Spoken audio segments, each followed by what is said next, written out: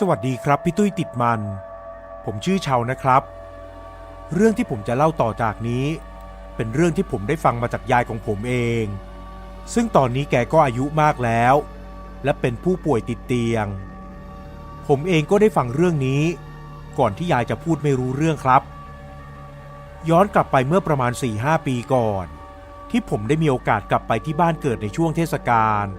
และมีการกินเลี้ยงสังสรรค์กับญาติจนช่วงเทศกาลผ่านไปผมก็ได้พักอยู่ที่บ้านต่อไปอีกสักระยะเพราะลาพักร้อนมาด้วยที่บ้านของผมนั้นพอญาติกลับกันไปหมดก็จะเหลือแค่ยายพ่อแม่และน้องสาวของผมที่มีอายุห่างกันหลายปีและเพราะผมยังได้หยุดต่ออีกหลายวันแม่ก็เลยชวนผมให้ขับรถไปทำบุญด้วยกันที่ต่างจังหวัดผมก็ไม่ได้ขัดอะไรและคิดว่าดีเสียอีกที่จะได้ใช้เวลากับครอบครัวแต่กว่าจะได้เดินทางกันก็ต้องรอให้เป็นช่วงวันเสาร์อาทิตย์เพราะน้องสาวของผมติดเรียนพอถึงวันเสาร์พวกเราก็เตรียมที่จะเดินทางไปทำบุญกันที่จังหวัดใกล้ๆซึ่งไปตอนสายแล้วก็กลับในช่วงเย็นได้ไม่เหนื่อยอะไรแต่เพราะยายของผมมีปัญหาเรื่องสุขภาพก็เลยทำให้การเดินทางค่อนข้างจะล่าช้าเพราะต้องเตรียมตัวหลายอย่างจนน้องสาวของผมเริ่มบ่นและบอกว่าที่จริงจะให้เธออยู่ที่บ้านกับยายก็ได้ให้ผมและพ่อกับแม่ไปด้วยกันเลยแต่พ่อกับแม่ของผมก็ไม่ยอมบอกว่าอยากให้ไปด้วยกันทั้งหมดแค่เริ่มต้นก็เริ่มมีเรื่องหงุดหงิดใส่กันเล็กน้อยแล้วแต่สุดท้ายเราก็ออกเดินทางกันไปได้อย่างปลอดภัยดีซึ่งกว่าจะถึงวัดก็เกือบจะเที่ยงแล้วครับเราไหว้พระกันเสร็จก็แวะไปกินข้าวและซื้อของอีกเล็กน้อยก่อนจะเดินทางกลับมาถึงบ้านในช่วงเย็นจากนั้นแม่และน้องสาวของผมก็พายายเข้าไปพักผ่อนส่วนผมกับพ่อก็อยู่กันที่หน้าบ้านเก็บของบางอย่างและเตรียมที่จะทำอะไรกินกันเล็กๆน้อยๆที่หน้าบ้านก่อนที่อีก 2-3 วันที่จะถึงนั้นผมจะต้องเดินทางกลับอ้าวพี่ชัยกลับกันมาแล้วเหรอไปไหนทำไมไม่บอกกันเลยล่ะนี่ฉันซื้อข้าวมาให้แม่พี่พอดีคราวหลังจะไปไหนก็บอกกันหน่อยนะไม่ต้องให้แม่พี่เขาตะโกนเรียกแก่ๆแล้วนะฮะอะไรนะตะโกนเรียกเหรอสิ่งที่ป้าดาวป้าข้างบ้านบอกกับพ่อและผมที่ได้ยินนั้นทำเอาเราสองคนตกใจและงงไปตามๆกันเพราะว่าวันนี้ไม่มีใครอยู่ที่บ้านทั้งนั้นพ่อไม่ได้พูดอะไรต่อและหันมามองหน้าผมเหมือนจะบอกว่าไม่ต้องพูดอะไรออกมาก่อนที่พ่อของผมจะอตามป้าดาวไปและรับข้าวที่แกซื้อมาฝากจากนั้นก็บอกขอบคุณป้าดาวพ่อและผมรีบเดินเข้ามาในบ้านพ่อบอกให้ผมไปดูน้องที่ยังอยู่กับยายและรีบเดินเข้าไปคุยกับแม่ในครัวทันทีในตอนนั้นผมเริ่มรู้สึกได้ว่ามันมีอะไรผิดปกติผมเข้าไปเจอน้องในห้องนอนของยายที่ผมเองก็ไม่ได้เข้ามาบ่อยนักและถึงแม้จะกลับมาอยู่เป็นอาทิตย์แล้ว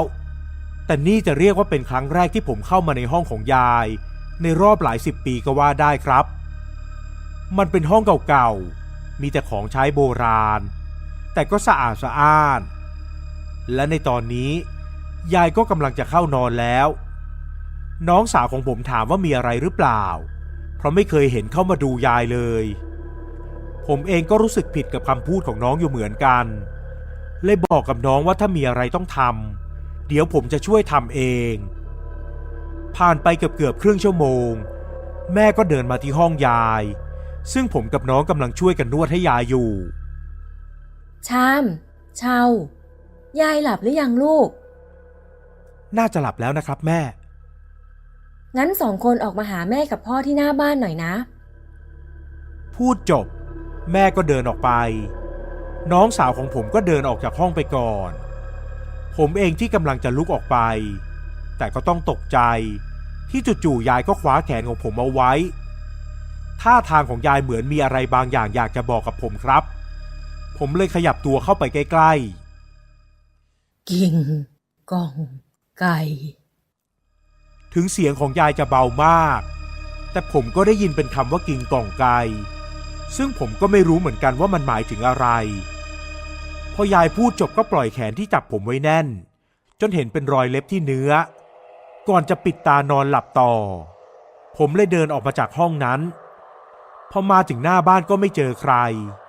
จนพ่อลดกระจกรถลงมาและเรียกให้ผมเดินเข้าไปในรถซึ่งมันแปลกมากๆที่พ่อแม่เรียกผมกับน้องไปคุยกันในรถมันเหมือนกับไม่อยากจะคุยเรื่องนี้ในบ้านแต่ออกมาหน้าบ้านก็ไม่อยากจะให้ใครได้ยินอีกเลยต้องมาคุยกันในรถสิ่งที่พ่อกับแม่เริ่มพูดและเล่าให้ผมกับน้องฟังดูจะเหลือเชื่อไปสักหน่อยแต่ก็ดูน่ากลัวและทำให้ผมกับน้องรู้สึกตื่นตระหนกพอสมควรพ่อบอกกับผมว่าก่อนที่ผมจะกลับคงต้องให้ผมช่วยอยู่กับน้องก่อนและในระหว่างนี้พ่อกับแม่จะพายายผมไปที่หนึ่งและกำชับกับผมหนักแน่นว่าตลอดระยะเวลาที่พ่อกับแม่ของผมพายายออกไปถ้ามีใครมาหาก็ห้ามไม่เข้าบ้านเด็ดขาดและอาหารทุกอย่างจะต้องทำกินเองไปก่อนปรุงอาหารเองทุกขั้นตอนไม่ซื้อกับข้าวสำเร็จแบบที่คนอื่นทำมาระหว่างนี้พ่อกับแม่อาจจะติดต่อไม่ได้ซึ่งก็ต้องให้ผมดูแลน้องอย่างใกล้ชิดทั้งไปส่งและไปรับที่โรงเรียนรวมถึงทำข้าวกล่องให้น้องไปกินที่โรงเรียนด้วยพ่อกับแม่พูดจริงเหรอเนี่ยน้องสาวผมถามย้ำพ่อกับแม่ไม่ได้ตอบอะไรแต่มีสีหน้าเครียดมากจนผมต้องบอกให้น้องทำตามที่พ่อกับแม่บอกช่วงเช้ามืดของวันต่อมาพ่อกับแม่ก็เตรียมตัวพายายออกไปแต่เช้าซึ่งผมก็ตื่นขึ้นมาช่วยด้วยตอนที่พายายขึ้นรถไปยายก็จับแขนผมแน่นอีกรอบแล้วกระซิบบอกผมด้วยคำเดิมถึงจะเบามากก็ตามกิ่งก้องไก่พ่อกับแม่เดินทางออกไปตั้งแต่เช้าโชคดีที่วันนี้แม่ทำกับข้าวเอาไว้แล้วเหลือแค่อุ่นเท่านั้นพอถึงเวลาผมก็ขี่รถมอเตอร์ไซค์ไปส่งน้องที่โรงเรียนตามปกติถึงน้องผมจะดูหงุดหงิดไปบ้าง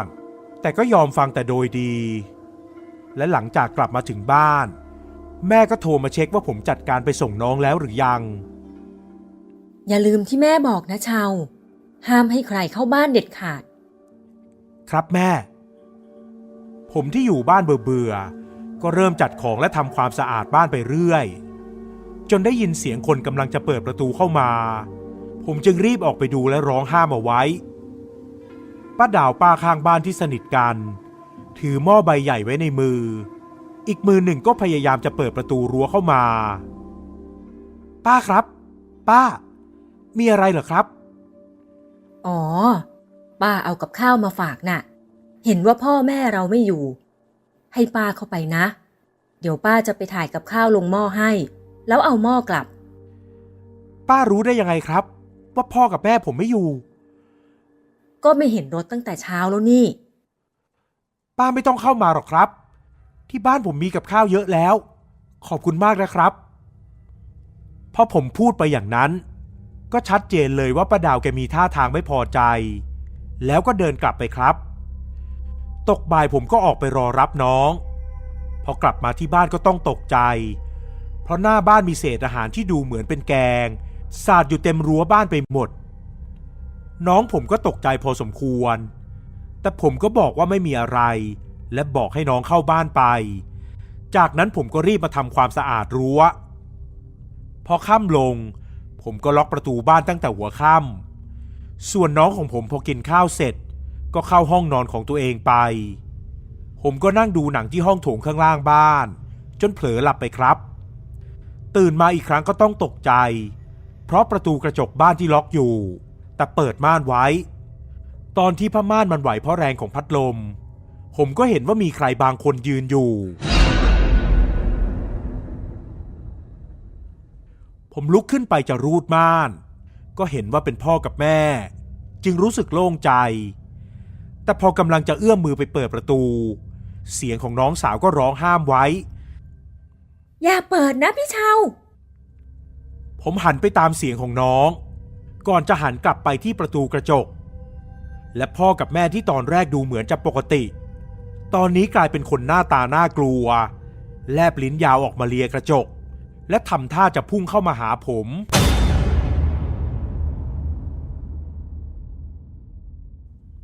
ตกใจหงายหลังล้มลงไปน้องสาวผมก็รีบวิ่งมาปิดม่านพี่ชาวเห็นเหมือนที่ชามเห็นไหมน้องสาวของผมที่ดูเหมือนจะไม่กลัวอะไรพอพูดจบก็ซุดตัวลงตรงนั้นเลยครับผมก็รีบตั้งสติและประคองน้องสาวให้ลุกขึ้นไปนั่งที่โซฟาก่อนที่เราทั้งสองคนจะเรียกสติกลับคืนมาได้เต็มร้อยก็พยายามที่จะโทรติดต่อพ่อกับแม่แต่ก็โทรไม่ติดผมเลยตัดสินใจว่าคืนนี้จะไปนอนห้องเดียวกับน้องแล้วเราก็ขึ้นไปนอนกันทันทีเลยครับผมนอนไม่ค่อยหลับเท่าไหร่และพลิกตัวไปมาอยู่ที่ข้างเตียงจนน้องของผมต้องทักขึ้นมาผมเลยลุกขึ้นนั่ง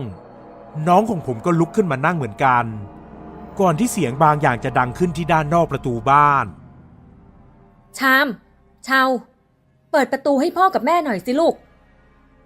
พี่เชานั่นพ่อกับแม่จริงๆเหรอน้องถามผมด้วยเสียงที่เบาที่สุดผมเองก็รู้สึกไม่แน่ใจเลยเดินไปดูที่หน้าต่างของห้องน้อง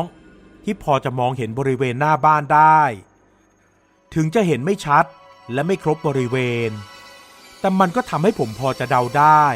ว่าพ่อกับแม่ยังไม่กลับมาอย่างแน่นอนและบางสิ่งที่กำลังร้องเรียกผมกับน้องนั้นคงไม่ใช่พ่อกับแม่ตัวจริงผมบอกให้น้องเงียบที่สุดและอย่าไปสนใจนั่นเป็นครั้งแรกเลยครับตั้งแต่ที่โตกันแล้วผมกับน้องได้ใกล้ชิดกันขนาดนี้แต่น้องยังเด็กมากและกำลังหวาดกลัวผมจึงได้ทำหน้าที่ของพี่ชายที่กอดปลอบน้องอยู่ตลอดจนวันต่อมาน้องก็ไข้ขึ้นจนไปเรียนไม่ได้เลยครับผมเลยต้องดูแลน้องอย่างใกล้ชิดและวันนี้ป้าดาวก็มาทำวนเวียนที่หน้าบ้านอยู่หลายรอบจนตอนที่ผมลงมากินข้าวในช่วงที่น้องหลับไปแล้วได้มีเสียงสาดของน้ำอะไรบางอย่างดังขึ้นและก็เป็นป้าดาวที่สาดน้ำแกงเข้ามาในบ้านผมอีกแล้วป้าทำอะไรน่ะแค่ผมไม่รับแกงป้าต้องทำแบบนี้เลยเหรอป้าดาวไม่พูดอะไรแต่สายตาของแกก็เปลี่ยนไปอย่างเห็นได้ชัดก่อนที่ผมจะได้ยินแกพูดอะไรที่คุ้นหูขึ้นมาไก่ก่องกิ้งผมตกใจมากที่ได้ยินป้าดาวพูดอย่างนั้นและกำลังจะเอ่ยปากถามว่าที่ป้าดาวพูดมันหมายถึงอะไร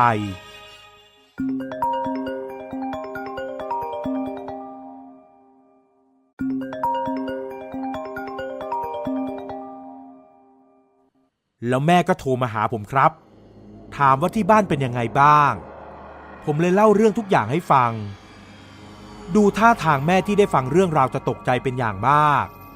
ก่อนจะบอกผมว่าอย่าออกมานอกบ้านอีกถ้าเจอป้าดาวอย่าออกมาอีกนะลูกป้าดาวเข้ามากับแม่และพ่อคนที่ลูกเจอไม่ใช่ป้าดาว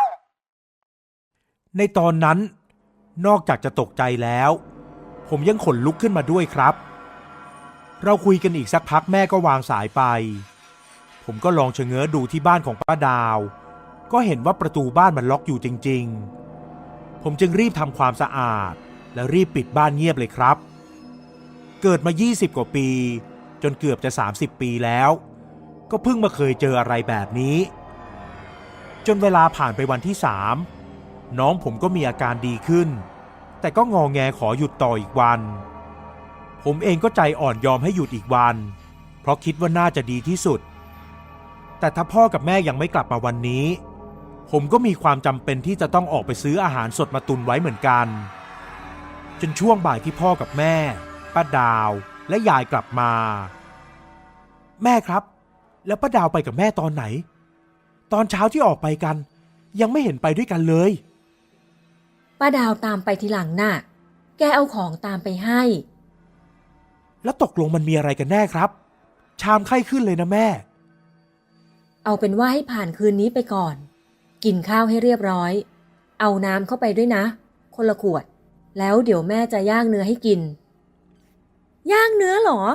หนูกินไม่ได้นะแม่แล้วแม่ของผมก็อธิบายต่อว่าเป็นเนื้อหมูนี่แหละและบังคับให้ผมกับน้องอยู่แต่ในห้องของตัวเองห้ามออกมากินเนื้อที่แม่ย่างมาให้หมดซึ่งเป็นชิ้นที่ไม่ใหญ่มาก และไม่ค่อยสุกเท่าไหร่ ก่อนกินก็ให้พูดว่ากินกล่องไก่ซึ่งผมก็ทำตามครับ คืนนั้นพอผมกินเสร็จก็นอนไม่ค่อยหลับและส่งข้อความแชทคุยกับน้องตลอดทั้งคืนจนกระทั่งเช้าแม่ก็ปลุกผมกับน้องให้ไปทำบุญรดน้ำมนต์ที่วัดใกล้บ้านด้วยกันซึ่งยายในตอนนั้นก็ดูจะแข็งแรงมากขึ้นหลังจากที่ไปกับพ่อแม่และป้าดาวในช่วง 2-3 วันที่ผ่านมาหลังจากที่ทำบุญกันเสร็จก็เหลือเวลาอีกแค่2 วันที่ผมจำเป็นจะต้องเดินทางกลับไปทำงานแล้วพ่อกับแม่จึงบอกให้ผมกับน้องเข้าไปฟังเรื่องราวจากยาย กิ่งก้องไก่ ห้ามพูดกลับเด็ดขาด ยายของผมที่ตอนนี้ดูแข็งแรงขึ้นได้เริ่มเล่าว่ามันเป็นผีแต่โบราณที่คนของครอบครัวฝั่งแม่ทั้งหมดมีอยู่ในตัวแต่แม่ของผมไม่มีแต่ยายและตอนนี้ก็ยังมีอยู่ถ้าจะให้แปลเป็นไทยง่ายๆก็เหมือนกับคำว่ากินไปก่อนนั่นเองครับซึ่งผีเลี้ยงของครอบครัวเราจะแสดงอาการบางอย่างหรือเหตุการณ์บางอย่างเพื่อเตือนให้รู้ว่าถึงเวลาที่ต้องให้เขากินแล้วและทุกคนในครอบครัวก็จำเป็นที่จะต้องกินด้วยนั่นก็คือการกินเนื้อย่างเมื่อคืนที่ผ่านมานั่นเองครับส่วนสิ่งที่เจอนั้นหากพูดกลับก็จะเป็นไก่ก่องกิงหรือไปก่อนกินหมายความว่าจะต้องมีความตายเกิดขึ้นก่อนที่จะได้กินอะไรซึ่งนั่นจะไม่ดีจะทำให้คนในครอบครัวรุ่นหลังเจอเรื่องไม่ดีผมเองก็ไม่ค่อยเข้าใจเรื่องทั้งหมดหรอกนะครับแต่ยายทวดก็บอกกับผมว่าอย่างป้าดาว